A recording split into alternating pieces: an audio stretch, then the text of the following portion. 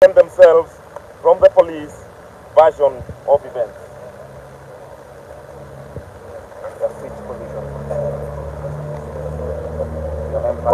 Kongamano la Mapinduzi joins the rest of the Kenyans in demanding answers as to the cause of Albert Ojwang's death. The only thing we know at this juncture is that Albert Ojwang was arrested and transported halfway across the country for asking questions about Eliud Lagat. Kenyans want to know who hit or banged Albert Ojwang's head against the wall. Who is Eliud Lagat? Eliud Lagat is a former commandant of the GSU, the General Service Unit, and currently one of the Deputy Inspector Generals of the Kenya Police Force. He is also one of the individuals who are next in line to succeed the current Inspector General of the Police Force, a position which would mean that he oversees security aspects of the 2027 general election. Most Kenyans will remember that after the June 2024 protest, Gilbert Masengeli, former police commandant, was pushed out of office by the Ruto regime, a phase that also saw several promotions within the higher level of the security sector. Masengeli was soon after replaced by Douglas Kanja as IG in acting capacity, despite the fact that Kanja was only a year or so far away from retirement. Kanja was, however, soon after replacement in his acting capacity by Deputy Inspector General Edward Masengeli, who was then incorrectly advised by Attorney General to abscond court processes relating to the abduction of Kenyans, leaving him in contempt of court. Masengeli was soon after relegated from leadership of the police force, and Douglas Kanja installed as IG. Okay. And what's your name, sorry? I'm Mtunge Mwangi from the Kongamano la Mapinduzi.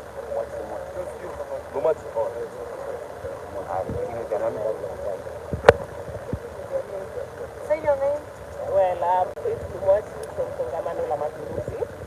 Douglas Kanja, the current Inspector General of Police Officer, has less than a year left to retirement age. His second in command, Masengeli, is highly unlikely to succeed him, as he is not likely to pass any serious public vetting process after for several judges declare him to be in contempt of the court following the 2024 protest. Kongamano la Mapinduzi wishes to remind Kenyans that Masengeli was intentionally set up by the key figures in the political and bureaucratic so as to pave the way for Lagat, the former PSU command, so as to ensure Lagat's rise to the position of the IG before the 2027 election. Lagat, who is currently being permitted to become the next IG, is already abducting Kenyans, transporting them halfway across the country, and presenting their corpses in Nairobi. It is a national shame. When the late Kasipul MP Ogondowa Were was shot a month ago, MPs from far-flung parts of the country were gathered at his funeral home in less than an hour. Our Albert lies cold and desolate in the morgue with no dominant political voice to speak for him. We as Kenyans must visit and speak for Albert.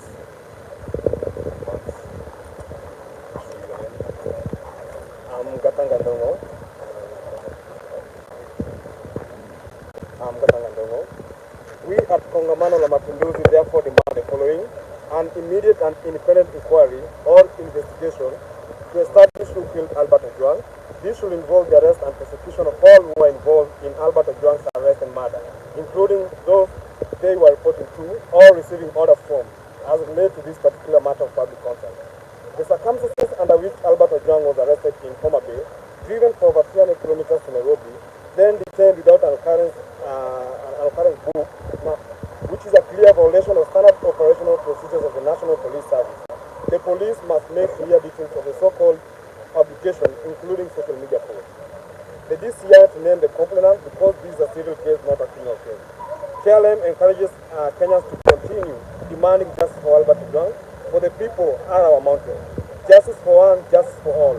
Justice must prevail. Viva Comrade Viva. Viva! Okay, we have the family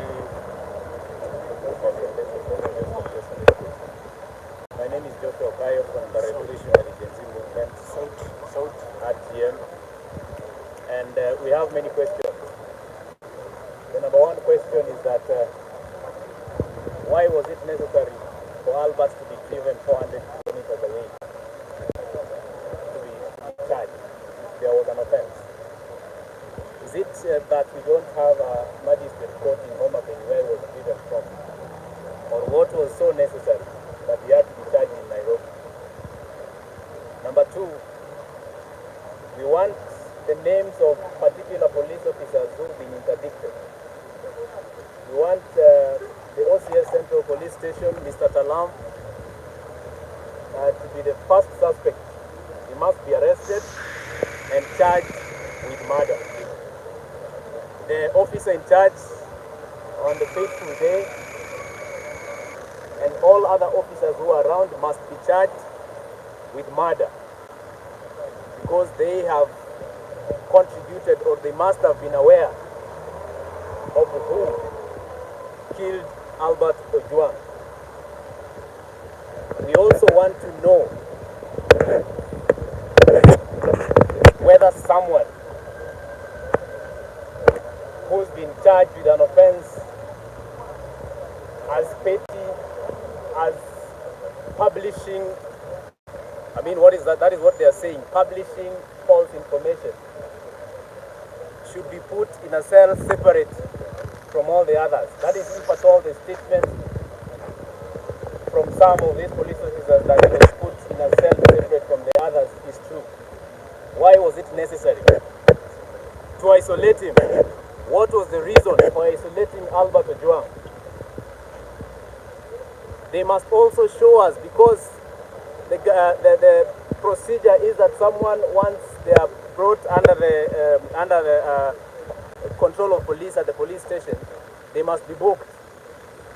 They must give us the particular occurrence book number, so that then we know when Albert was booked. We must also be able to see the whole page on Saturday when Albert was booked, so that we know who are the other persons who are booked on that day, because those are very critical persons in this case. And those people must be protected because they are the first people to be brought as principal witnesses. So we are saying it is very saddening that in this time and age, a young person who is just doing their constitutional right, who is exercising their constitutional right and speaking truth to power, can be taken 400 kilometers away and killed in cold blood. They are responsible. The IG of police, the deputy IG of police, the deputy IGs, the OCS, they must have known what is happening. So they are culpable and they must be able to answer to the death of Albert Ojwang. And we are not going to rest. We are not going to sleep until they are brought to book. Now let me give this chance to the family. Can you repeat your name, please? My name is Joshua Okayo. Like I mentioned, we are very young.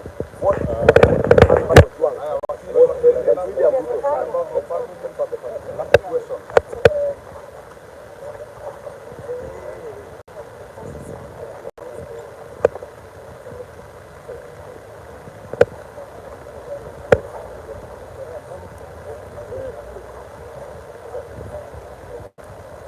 Ready? Yes.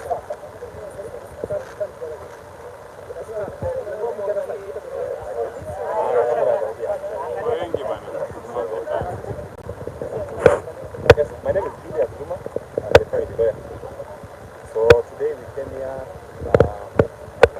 to further the investigation and particularly because we have been informed that today we are going to have the autopsy conducted. And we have had a meeting in the office of the Chief Government Authority. And unfortunately we have not been able to conduct the autopsy this morning for certain reasons. But we have agreed that the autopsy shall be conducted later in the day, and therefore we shall be here at 2 p.m. to hope that the autopsy shall be conducted.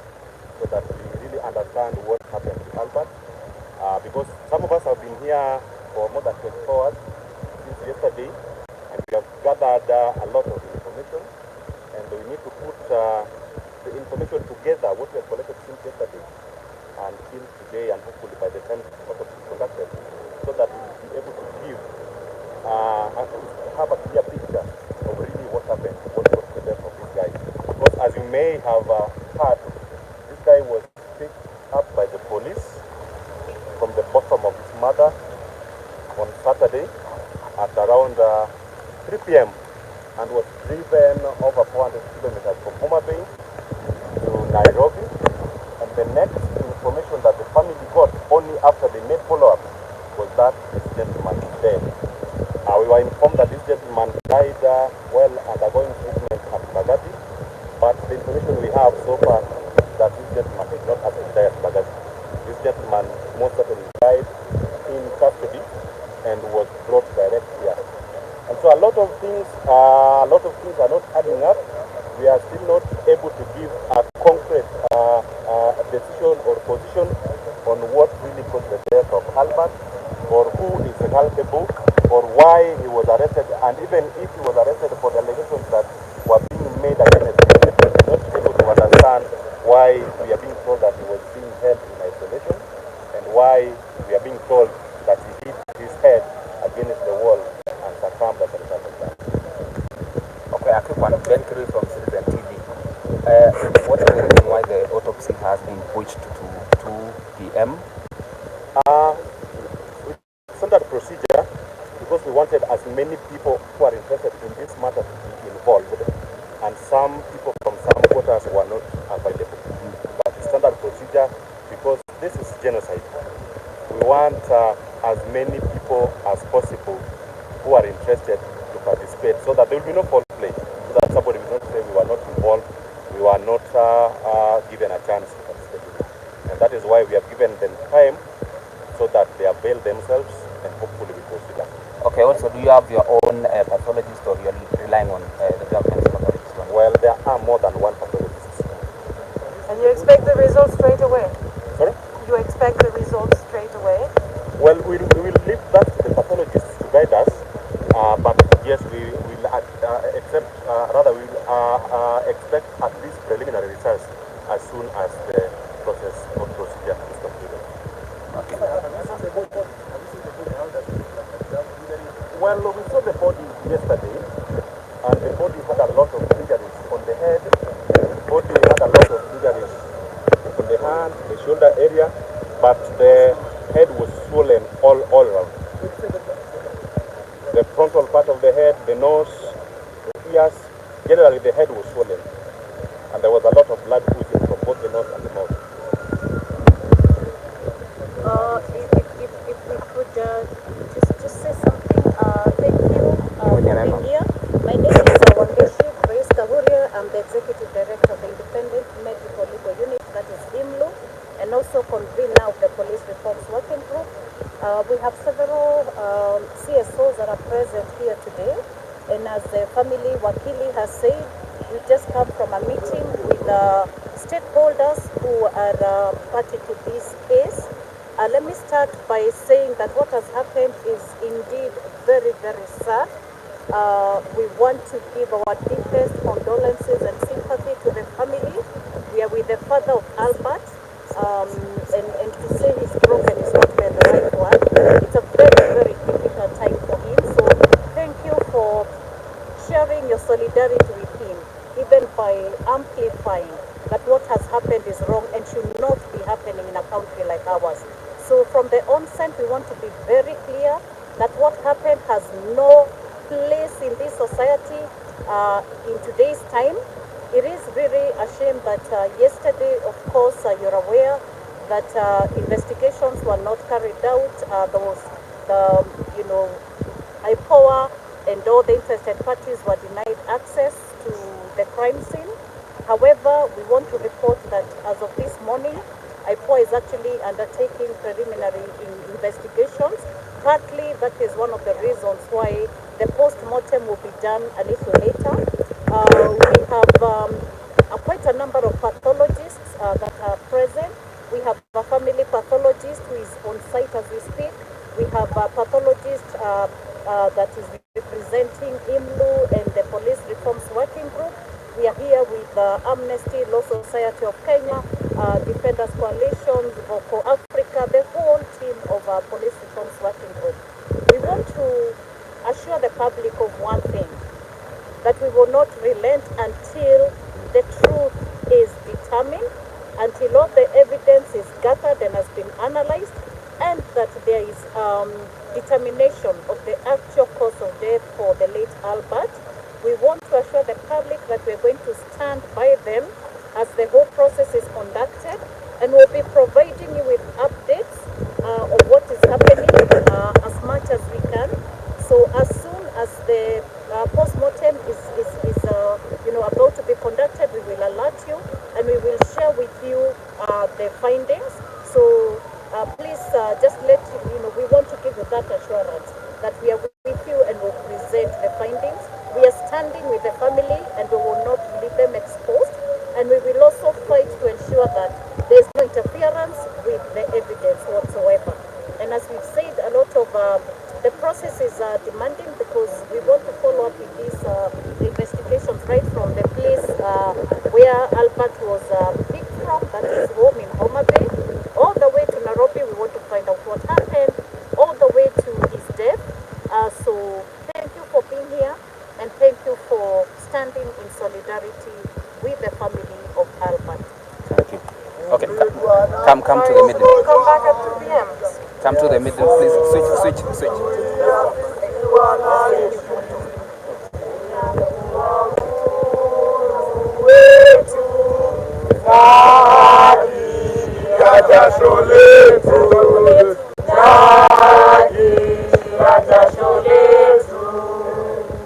Tumekataa kupiga magoti mbele ya hawa wauaji. Tunataka sisi pia ni watu, hali ya utumwa tumeikataa, hali ya utumwa tumeikataa. Tutakuwa mashamba yetu, tupiganie uhuru wetu, tuikomboe elimu yetu, utamaduni na viwanda vyetu, tukomboe utamaduni na viwanda vyetu. Hatutaki kudhulumiwa, hatutaki tena mauaji.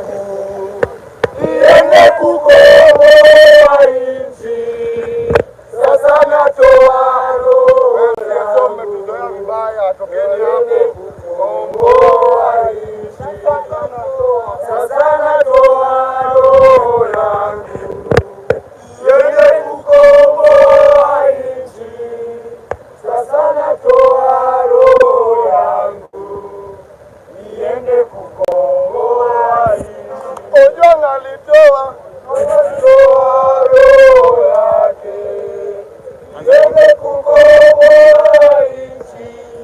Ojwang alitoa roho yake iende kukomboa nchi. Comrades power! Comrades power! Comrades power! Yangu itakuwa very brief. We have lost yet another young life after an arrest by the National Police Service of Kenya. Without a doubt, Ojwang was in the hands of the police. was in custody ya police, and right now he is no more. So we are saying that we will continue to fight, we will continue to try and save our Kenyan youth, because at this point in time, we are saying enough is enough. We are losing too many lives at the hands of the police. No matter what happens, custody, ya police, someone should not lose their lives. And we are here, we've been here since yesterday, and we will continue to be here to ensure that justice is done. And we are telling the police that Kenya is not a police state. Interdicting officers by and itself, junior officers, is not enough. The people who are behind this are known. The reason why Ojwang was arrested is known, and we want serious action taken against those top officers who are involved. So tunaendelea kufuatilia postmortem, tunataka kuhakikisha imeweza kufanyika kwa usawa kabisa, ndio tuweze kujua the reason behind his death. And then after that, we are expecting heads to roll. We are expecting senior officers to pay for the loss of lives that we continue to witness in this country. Thank you. Can I say something? My name is Khalid. I'm Professor Fred Ogola. I am here representing Operation Inda Jamii and the Council of Luo Elders, because this is touching the lake,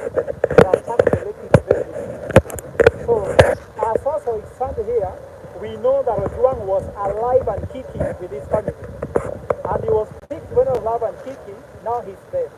So already a violation has taken place. We are just investigating who, why, how, but the violation has taken place. He has been killed by the state, by the government. That is true and is undisputable. We already finding out when we started the investigation that the policemen are already trying to interfere by interdicting and suspending the police officers. It means they have committed a crime, because you cannot interdict somebody who is innocent. And then by trying to give us stories which can't work, we are going to assure you as citizens of Kenya, we are not just relying on their investigation. We are doing our own investigation, and we shall compare notes when they have their notes and we have our notes. We are not going to let it on their hands and they tell us that samples have disappeared.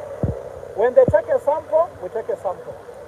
I'm happy now the body has been secured by IPOA, which is going to be sealed until we do a postmortem later today in the afternoon.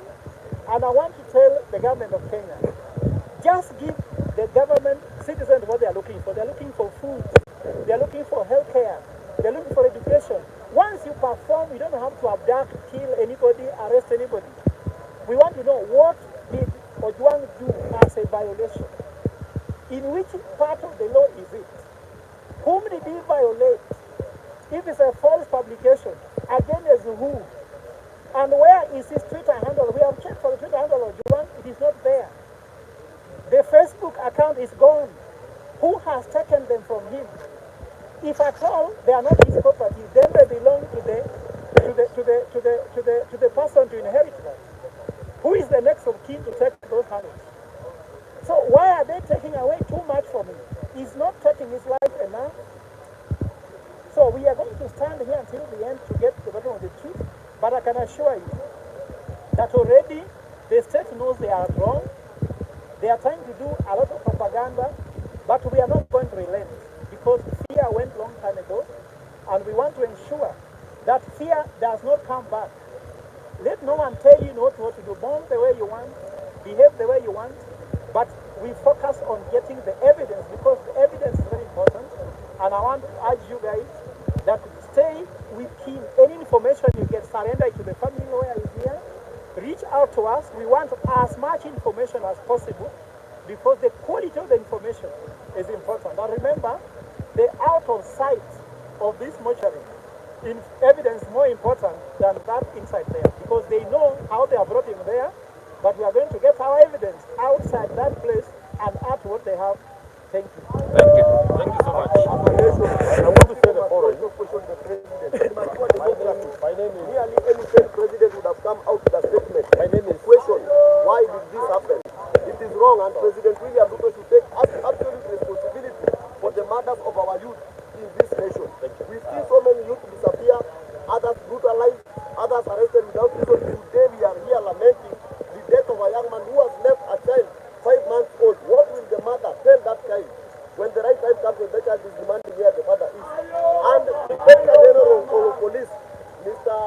Thank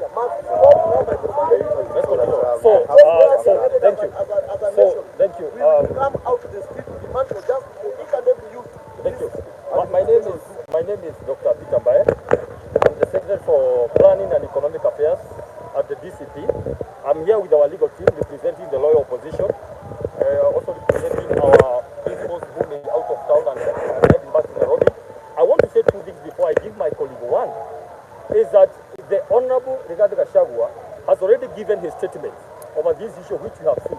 But number two, the Honorable Rigathi Gachagua has been on record.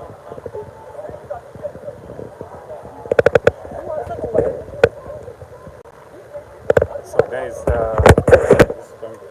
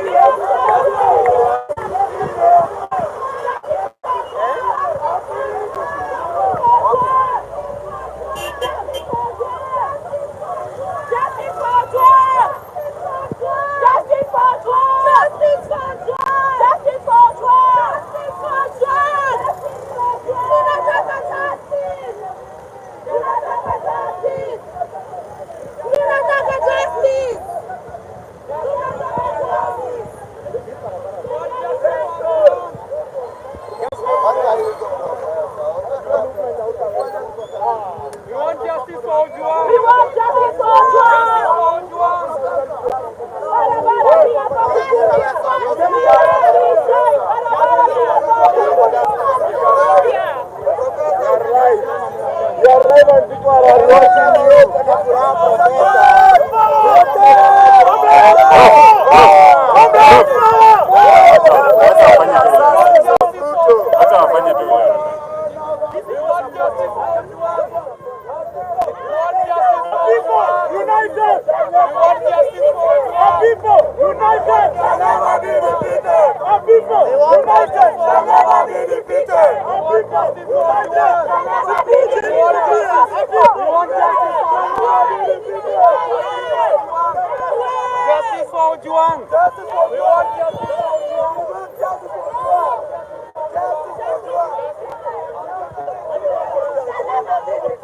Our people united shall never be defeated. Our people united shall never be defeated. Our people united shall never be defeated. Our people united shall never be defeated. Our people united shall never be defeated. Our people united shall never be defeated. United shall never be defeated.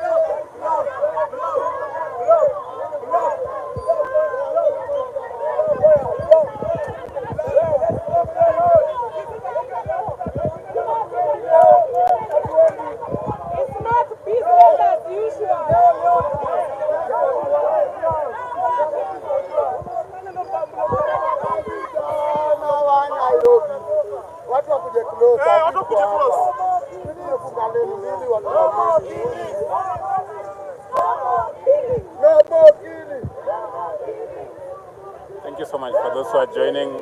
Tafadhali, we are at the roundabout where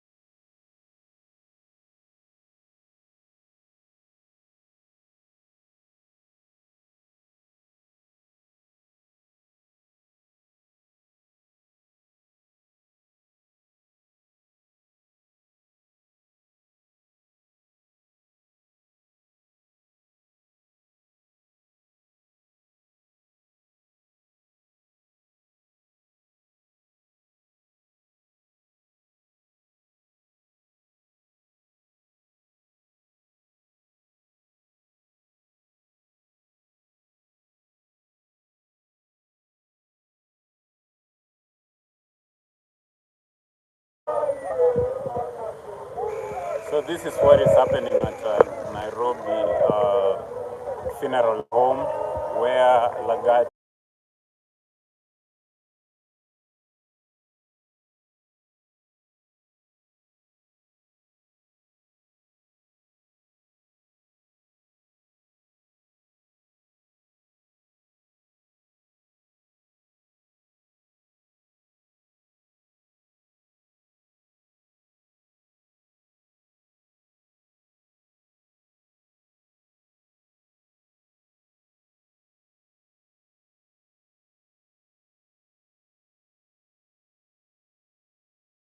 We are not going to listen to you today. We are sorry.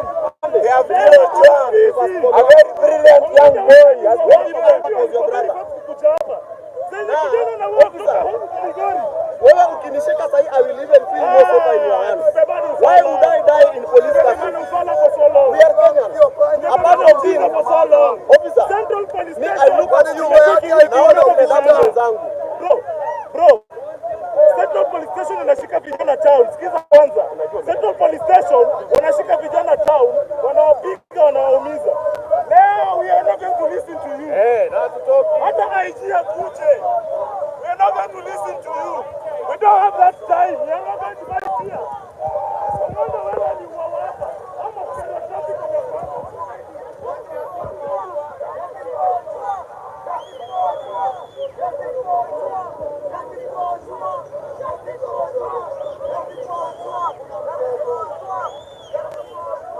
Justice for Ojwang! Justice for Ojwang! Justice for Ojwang! Justice for Ojwang! Justice for Ojwang! Justice for... Wacha kukuja mkuu ingine wewe. Mamako wewe.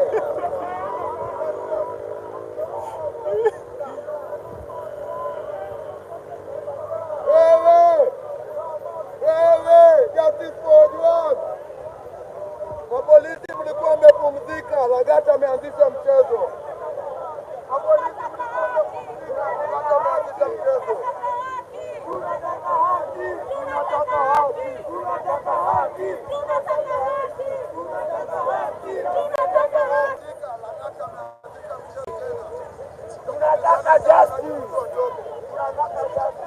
So the police are here and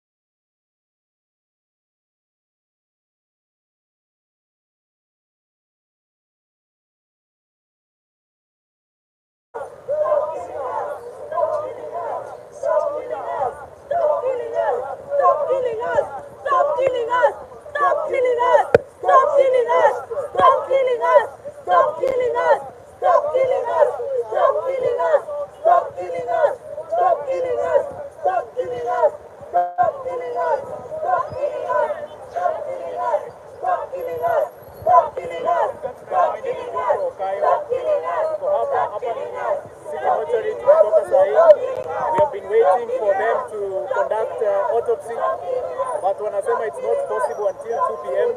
Apparently the government pathologist Mr. Johnson Oduor cannot undertake this autopsy kwa sababu they are sort of related to Albert Ojwang. So wanasema kuna conflict of interest, which is true, but sahi tuko hapa tunajaribu kuexpress our anger to wait for 2 p.m. tuende hiyo autopsy ifanyike, after which we will proceed to the CBD because lazima tutokee. We have to fight for one of our own.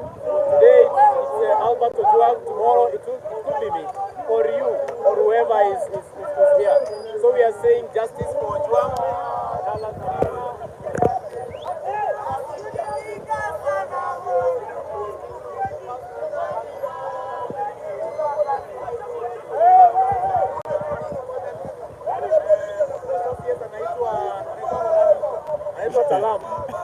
Talam, OCS Central Police Station Talam must be arrested and jailed. He must be detained, he must be charged with murder and taken to court. So what we are saying, in the same manner that we arrested Albert Ojwang, where is killers? These are killers and we must not accept it. So tunasema supporters, stay with us, let's fight together. Kama unatuwatch online, unaweza ukatokea, kama unaweza kutokea, support whoever is showing you.